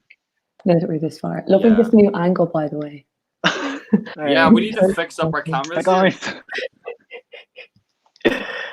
I just saw a question about the Eurovision stage. We actually haven't spoken about that. What are your thoughts? First of all, comment section. Always curious to know. What do you guys think of the stage? Because I know that's one thing I love to look forward to. Yo, guys, I'm sorry for how I look. I honestly slept like 2 hours and flew back from Sweden today. So apologies in advance. No judging here. We're all family, but Stop that, you beautiful man. I just pulled up pictures of it so I could look again at the stage. You know I love what? the stage. It's really nice. The first thing I think is it's very reminiscent of Duncan's staging with like the light strobes, Mm-hmm. which is a really nice homage to him, I think, as the winner from last year. And also the stage opens up. Yeah, there will be like a wall, like a glass wall, I think. Yeah. And I do hope we get the points when they reveal the points. They appear on that. It would be so cool if you're like in the arena, you can see. Wow. Yeah. So there are people asking you to dance. Is this a thing? Like Fuego dance? Like, is this something that we don't know about? Yeah, I wouldn't know. I don't even know the dance to Fuego. I'm so sorry. Yeah, and like with the hips and like And the the hair legs. and stuff. Hey, I always love the stages, but do you remember for Ukraine 2017 there was that transparent idea pitched as well, and it was the same set designer. So maybe they've taken an element of that and they're going to bring it to Rotterdam. I feel like there are a lot of opportunities with like the glass wall as well. Because for example, I know because I'm Belgian, Hooverphonics said we're going to bring our like the violins to stage, but there are no violins. Like they're not actually bringing someone who plays violins on stage. So I think they might use the glass wall. Maybe I do not know, as some projection or something with like a fake orchestra. I would live for that. I would That would be honestly, cool. yeah. That's another topic that we could get into, like another hangout, like talking about the orchestra. Because for me, Mitana came to life in Albania with the orchestra, right? Mm-hmm. Yeah. But you we know didn't what? talk. Oh, sorry, go ahead, Louise. No, sorry. I was just gonna say, speaking of the orchestra, I was so last night your morning, I was lying in bed trying to sleep, and the thought occurred to me. I was thinking about Melfest, and I just thought, like, isn't it amazing? Mamas and daughter both had the same amount of jury points, and then there was one televoting point between them.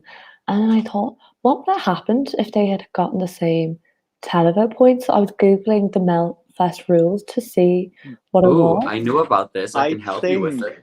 It's.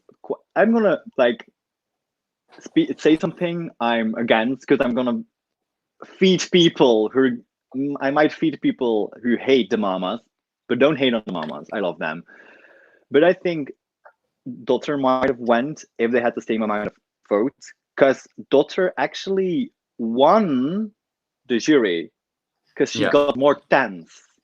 Yeah, true. So she did. I think she would have gone to Eurovision then. So, but don't hate on the mamas. Love the mamas. I love the mamas. We all love the mamas. Then I was wondering, do you know the way how I'm pretty sure in Eurovision, isn't it, who's the same amount of points? It's like whoever wins the televote wins, but then it's also like the amount of 12 points that you have from countries and so on. And then I was wondering, but in Melfest, isn't it like the points that they get for the televote is like it might be the same kind of percentage, but like somebody could have actually gotten like 10 votes more than somebody else. So would they go to the televote or to the jury points? That's what I wasn't sure. I don't know. That's an interesting question. And I couldn't find it online. And then anyway, I was like looking at the general Melfest rules, and I think it was only this year they introduced a couple of things like they're allowed to have one live instrument on stage, and they're allowed to have up to 8 people on stage, But they were like, obviously this is different to the Eurovision rules, so if you are successful, you would have to then adapt your song for the purposes of that's one rule I would love Eurovision to change, because the staging is now becoming more and more important. I'm not saying you have to have it, but it's a big factor in creating the moment. That I'm glad that I came to that, like, of creating a moment. It's not about like your song or staging. It's being memorable, and I just want them to allow more people on stage. Like Meet Tana looked amazing with those dancers. Kingdom Come looked unreal with all those guys on stage. They were like the army. They were a force to be reckoned with. And it's just like, oh God, why do we have to kill that off? And I remember Renaida, you give like all the feels. That looked so good with so many dancers on stage. So I can appreciate how like visually it looks, how good it looks. And someone asked, have they released the votes for Melfest yet? ESC Shane. I have heard that I think it's Wednesday. Yeah, it's Wednesday. I want to address that as well, because there are a lot of fake votes on Wikipedia and a lot of people are starting drama because of it. They're the fake votes. Don't fall for it. The votes will be released on Wednesday. So don't believe anything you see on Twitter just yet or whatever. Like, please just wait and stay calm. Eurodrama, us, like, we're the least problematic fandom ever. I don't know drama. I don't know her. Yeah, this is what I like. You mentioned it, like, don't hate on the mamas. It's like, okay, I said it earlier, but if you didn't, like, if you weren't backing the mamas, at least recognize that they were worthy winners. And now your favorite isn't going to Eurovision, but she hasn't gone anywhere. Anna, daughter, Hannah, whatever, they're still there. They've still got their songs. Why don't support them? Support the artists. Like, don't go against them. My God, they've got enough on their plate and lives without people. You know what I mean? But sure.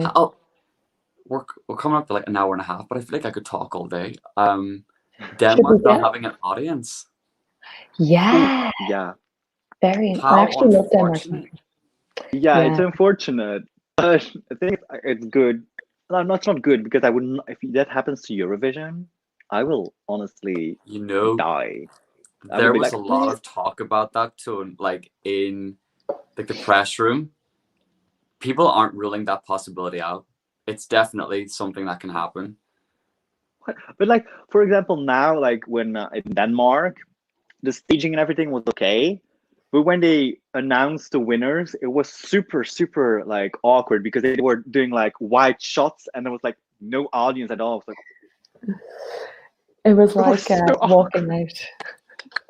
Yeah, exactly. There's no one in the audience. Yeah, I guess it's.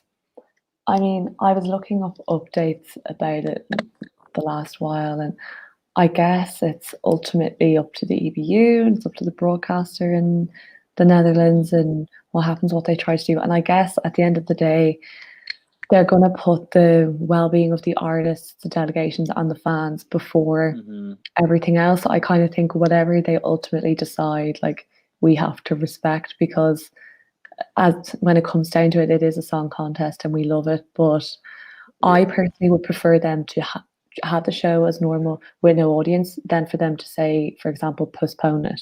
I would hate if it was postponed, because I look forward to that week in May so much. And I don't like the amount of people who've booked flights and all. Like, I don't think it would work. Yeah, but I feel like, honestly, people still have flights and stuff like that. Like you said, people will still come together in Rotterdam, even if it's to watch on big screens. So it will still be a risk for people going there. Yeah, that's very true. Yeah. So I feel like postponing it might be better if we're looking at the people. Like, if they really want to help the people, I think it would be better to replace it on a different date. Tune for president. True that. Yes, my gosh. Will we like hold out for like a banger of a question, like one really good question from the chat, and like finish off on that? I feel like that would be key. So guys, come up with like your best. general Eurovision question. It could be something to do with the 2020 season.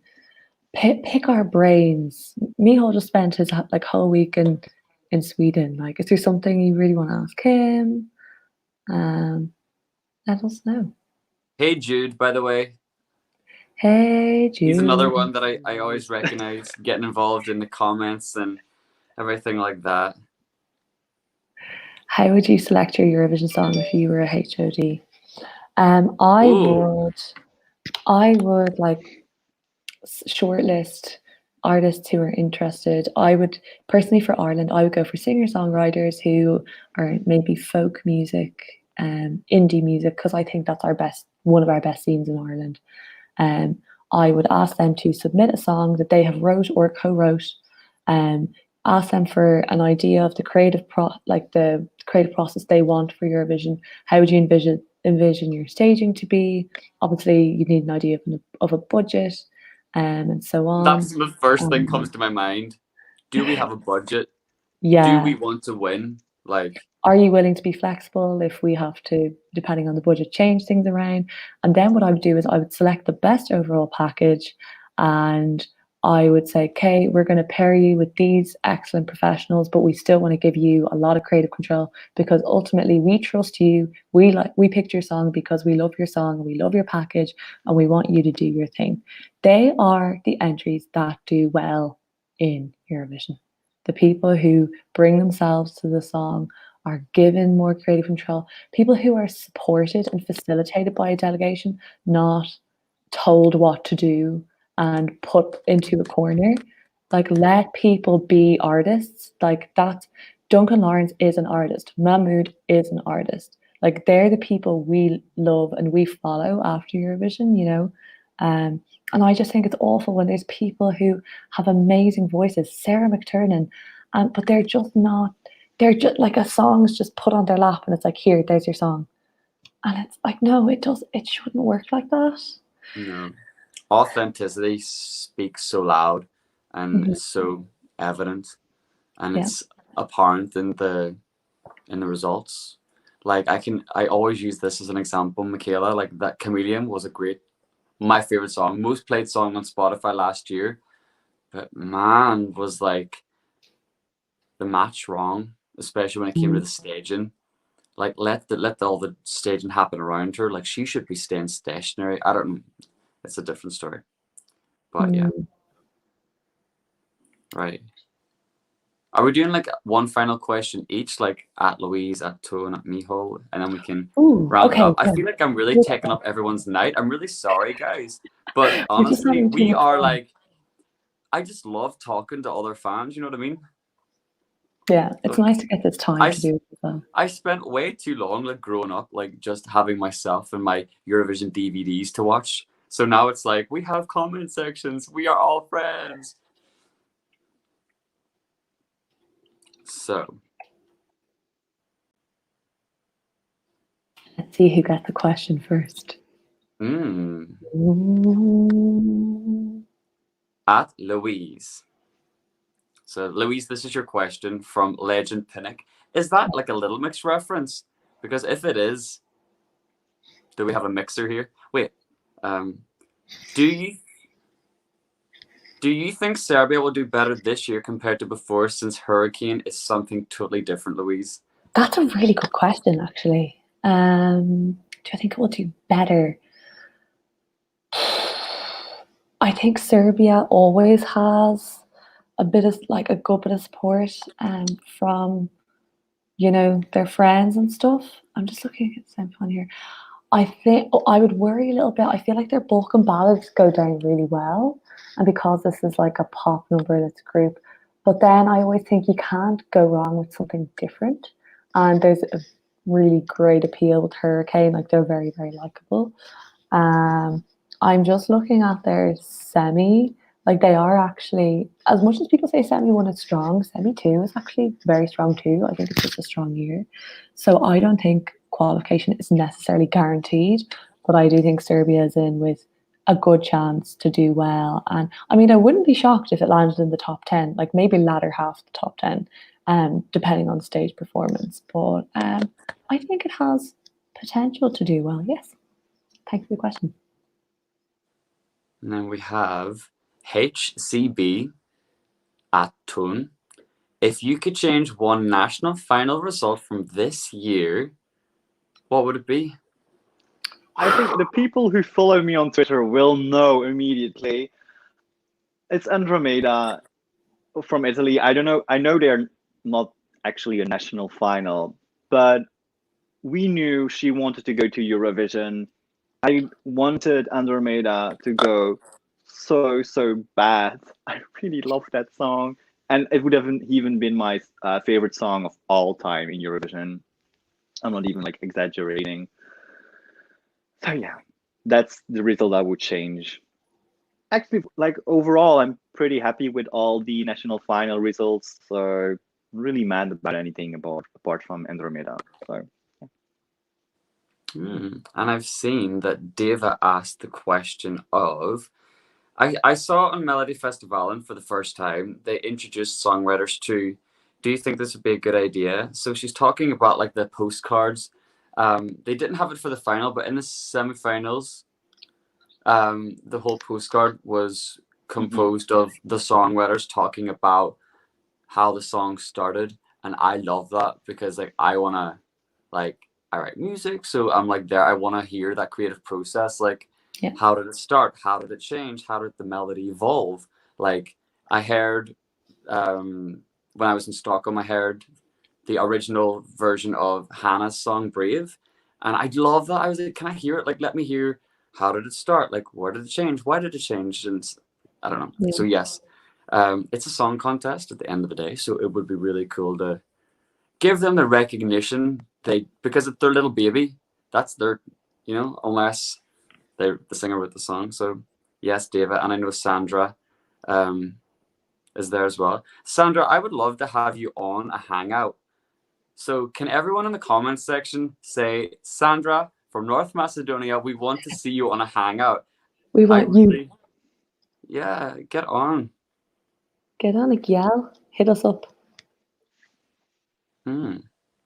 About the songwriter, actually, I saw something on Twitter which someone said, and it's an idea, and I really like the idea actually, of like a songwriter only competing for one country at a time, because sometimes people are like songwriters are sending songs for multiple countries at once. Yeah. I think. Do you it would think be that better would change to give, Oh, sorry. Go ahead. I think it should. I just let people have more opportunities and other people get involved in the contest, because there's so much. Always, like, there are a lot of the same people always sending songs for different countries as well. It's like, give other people a shot, like, please. Yeah, do you think that would affect that if a local, like a general public viewer saw that the same songwriter wrote two songs in the final? Do you think that would make them? Do you think that would make them not vote for it? Because that's a really interesting topic. Yeah. Louise, we need to get writing these ideas down. We do. Ben, we're still going.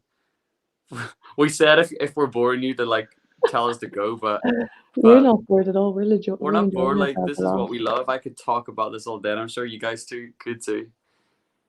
Oran asked all of us, who do we think is a dark horse to take the win? That, I presume that's what he means, or even just to do well. Maybe someone we don't isn't a standout to do well, but like we feel could. Oh, there's so many good entries this year. I'm just looking at the list. I agree with Patrick Mackin. The dark horse is the Netherlands. I told Louise this. I had a little cry to that song in bed. I'm not gonna lie. I don't know what it was. It's just, for me, it sounds like he's turned on voice record on his phone, and he's just he's just feeling a certain type of way, and he's just like letting it come out through his voice. He's like, and it just sounds so. Oh, I love it, and I'd love to see it win. For sure. I don't think they're gonna win, but I think Denmark might be kind of a dark horse. It's just it's a simple song, but it's my fifth at the moment, and it appeals to a lot of people, I think it's very, and it stands out in a way as well. Denmark, it just does. Denmark. If you listen, Are you yeah, talking about yeah, Denmark? yeah. I agree. I love agree with you. it so much, and it just stands out in a way. And yeah, it's not I a think ballad. It's not very emotional. It's not very boppy. It's just a simple song, and it stands out because it's a simple song. it could have the Kino effect, honestly. I feel like it could have that charm where it pleases everybody. You know, it could be a people pleaser. It's popular. Like, there's a lot of love for it on Twitter and stuff. The mamas have that too, but in a more obvious way. So I wouldn't say that they're a dark horse, like Sweden never are. But who else? Just glancing at this, there's a couple of potentials. Like Latvia is very divisive, but you just don't know how that result is going to go. Yeah. Let me see. I think I agree with Czech Republic is Czech going to be a Republic, dark yeah. horse, not to win, but the Czech Republic will be on the left-hand side of the board. Yeah. Get your odds in would now. mind. Don't, yeah. Shandapal. Somebody Armenia. asked, oh, what was the question I saw? Oh, somebody's asking about Malta a lot. Do we think because they have a junior Eurovision winner on their hands that, you know, they'd want to go for the win in adult Eurovision? I mean, I think Malta have really passionate fans and they have wanted to do well and win for a while. It honestly depends on the song, but as a performer, Destiny is capable of it. She definitely is. And Like, Malta want to win. Let's be clear about that. They are one of the countries that are being like, we want this now. We've shown you in Junior Eurovision. We showed you last year. Look at the production we gave you.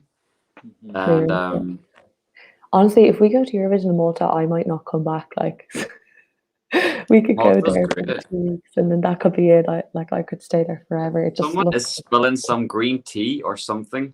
Split in half says Switzerland is overrated. I don't agree. Don't you dare. No, it's art. It's beautiful. Can I ask where Ben Foyle's from? Because we have a river called Foyle, and I don't know if he's from Derry. If you are, hey. Derry Girls. Do you know, Derry. as an Irish person, I get, when I'm away, I get asked the most about Conor McGregor, U2, and Derry Girls.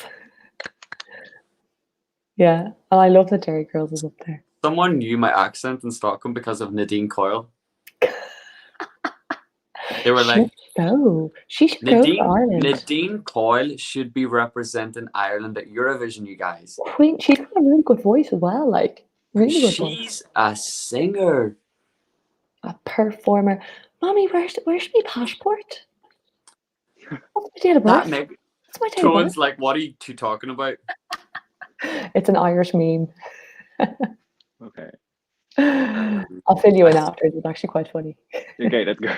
Okay, guys, I'm seeing a lot of this in the chat about Finland, about Cicciolina. I'm saying, yeah. Can I just say that played at the pre-party in Stockholm? You could not move. There were 2 rooms. So one room was like Melodifestivalen and one was like Eurovision music. Everyone left the Melfest room and ran and like, yeah, they wanted that. Yeah, but I worried for them. I worried if that went to Eurovision. I'm so sorry. Comment section, I apologize, but I would worry about the qualifying. I agree. It would have like a telemovies effect. I have mentioned it about a lot of entries, but it would have a telemovies effect. Like a lot of fans would love it, but I don't think people voting would love it. I would love it, but I don't think people at home voting for it would appreciate it. But then again, like for example, it wasn't even my favorite. My favorite was very typically Bananas, very girl band-esque, and I love that. But I have to admit the staging was wonderful of Cicciolina. Wonderful in a weird way, and I'm sad it didn't win. But at Eurovision, I don't know. But then again, I wanted it at Eurovision. I just wanted to see it. It's not because it wouldn't have qualified, I wouldn't have liked to see it at Eurovision. So, yeah. Fair. Sometimes the beauty of national finals is just finding new artists, like even if they don't make it to the eventual contest, like people like Victoria, who I follow quite a lot, Ace Wilder, I'm a big fan of. I wouldn't have found them if it wasn't for Melodifestivalen, and a lot of Yeah. Spanish acts I really like from Opera and Triunfo.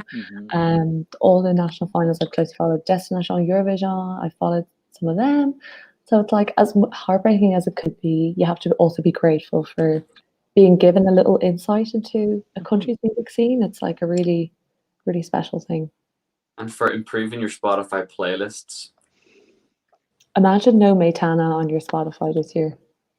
Oh. Or no Andromeda. I'm a Fire More stan, but I appreciate Andromeda. I like Fenrir Mori as well, but How do you think that's going to do in Eurovision? Honestly. Fenrir Mori? Or I'm not trying to be that person, but I'm gonna be that person. It's Italy. It will do well. Okay. But 10, top 5? yeah, top 10. But top 5, I'm not sure. It will do top 10, like the juries are gonna eat it up. And I think the televote might eat it up as well. I'm not saying it doesn't deserve top 10, not at all, because it does. But I think I don't want to like hurt feelings, but for Italy, it's kind of underwhelming in a way. You know what I mean? Because I always expect something different from them, but they're doing something safe, and that's why it's underwhelming, because they're playing safe. I'm not saying that's bad, because they could have sent something more special that would have been worse for me, because I like Fire Mori, but it's a nice song. Yeah. I'm in like a Fire More stan chat on Twitter. There's like a load of people in it supporting it, and all of us are very much in the same boat of like, we all like, kind of like you with the Netherlands, Michal, like we all like cried the first time we heard it, and like it really like moved us on a personal level. So I do feel like when songs have that, they're going to get a strong backing, you know, that kind of way. I'm just gonna go. I'm gonna go all out. I'm just gonna do it. I know not all the songs right, but I have a prediction for the Eurovision top 5. I'm just gonna do it. Okay. I think it's gonna be Iceland, Lithuania, Italy, Sweden. 5th spot, I don't know. I'm like hovering. I'm like, you don't know, with the Netherlands as a host country coming back with a strong song, they land up there. Australia is not one to count out if they clean up the staging a little bit. Israel, if they bring good staging, there's like a couple of countries I'm humming and hawing. Russia, if the song really hits, they No, avoid Switzerland.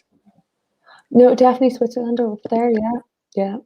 Again, that has the Fire More appeal of touching people emotionally.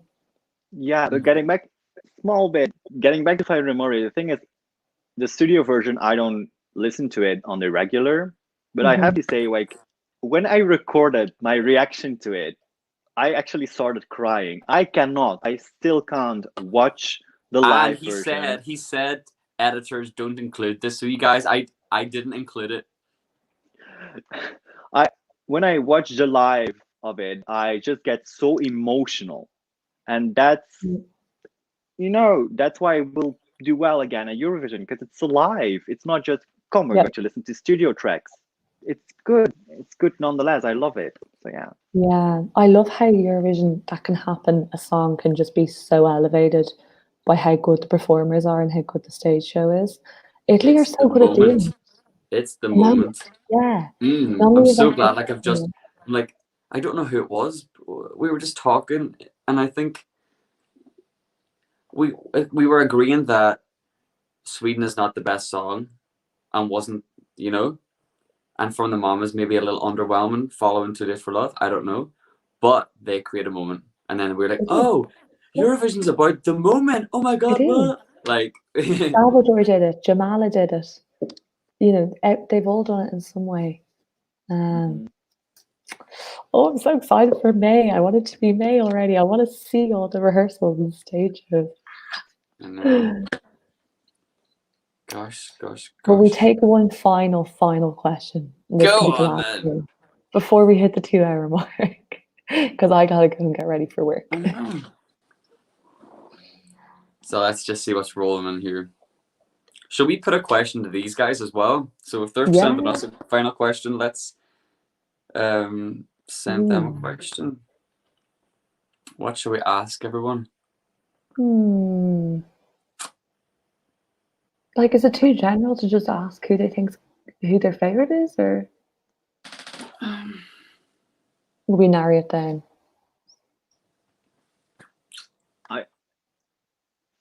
Maybe could ask them, like, from each semi, which songs are released yet is their least favorite from each semi. So from semi 1 and semi 1, which song that's been out yet is your least favorite? Something like that. Okay, yeah. There's a lot of ballads I've forgotten about, I'm not gonna lie. When I go to do my Eurovision hubs, or when I go to do my Eurovision scoreboard, I'm like, oh, forgot about this one. Put that at the bottom. Okay, we have semi-final 1 Ireland, semi-final 2 Georgia. Okay. Ireland, Georgia. Oh no, I like Georgia. I think Georgia will qualify. Personally. Who will be a shocking non-qualifier? Oh, I love these questions.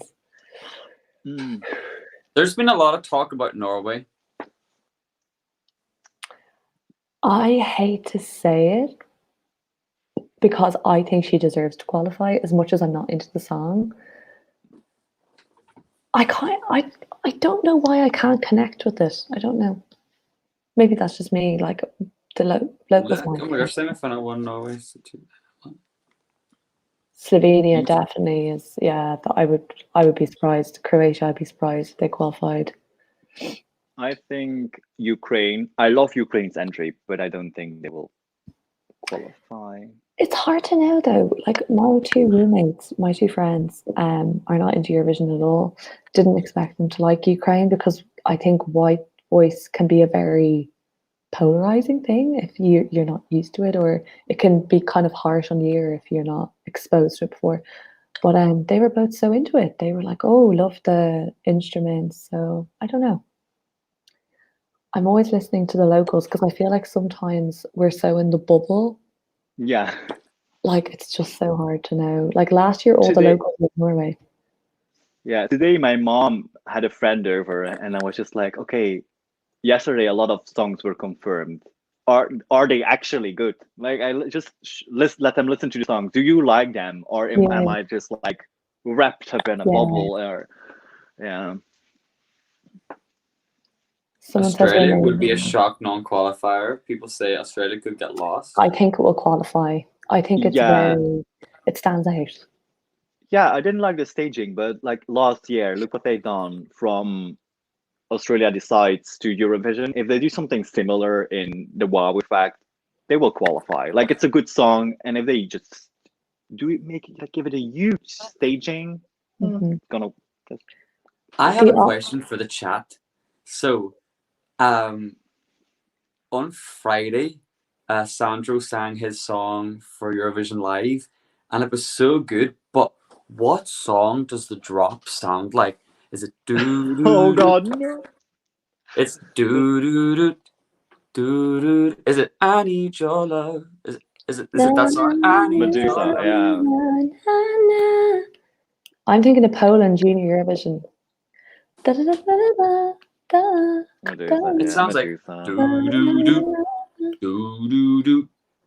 Right? No, I was like, wait. I said to Alicia, I said, is this the song? And she said, yeah, I knew you were going to love it. And I was like, yeah, I love it, but I thought this was another song. Like, so it was weird.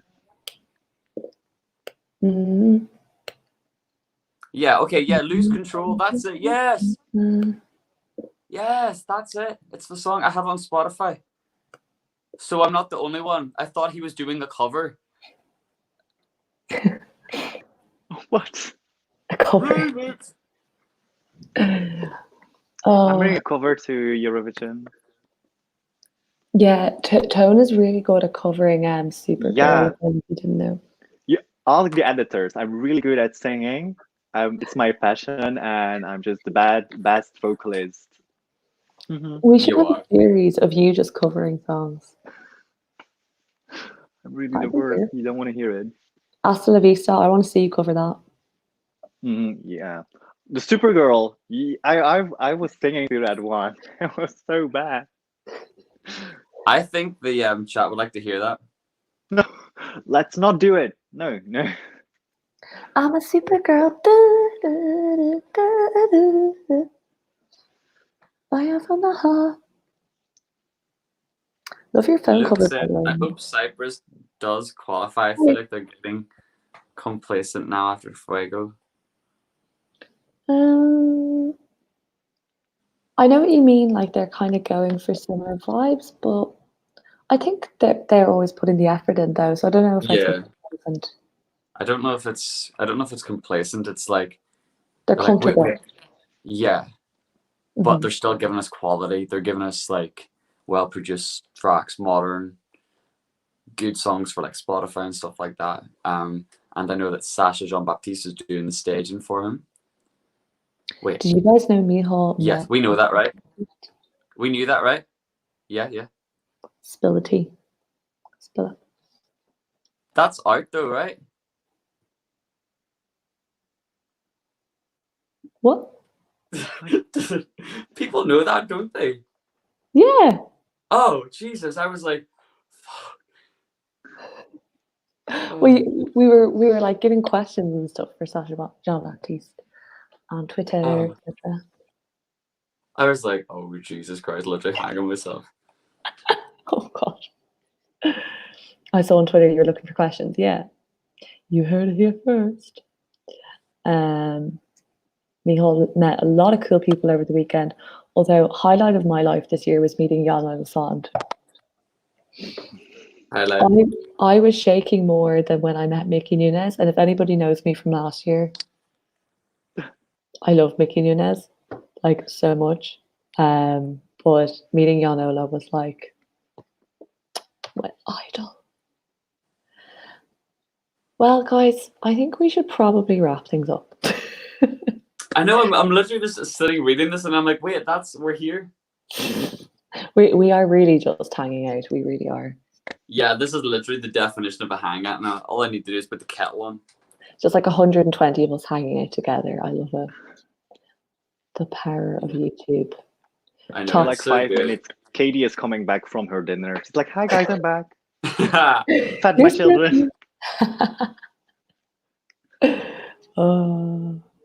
Okay. But yes, Final I can't question. believe that we haven't dropped the numbers. You guys are honestly Yeah. the best. Like, thank you so much for tuning in and staying with this and interacting. Like, I love it personally, and I'm sure you two do as well. I hope you guys enjoy the hanging out, and we'll keep it up on the run up to Eurovision and stuff like And that. if there's anything you want to see from the channel content wise, as Michal said before, like just pop in the comments, or if you like have one of us on Twitter or Instagram, just like literally pop a tweet, pop a message, like we read everything. So if there's anything you'd like to see more of, just let us know.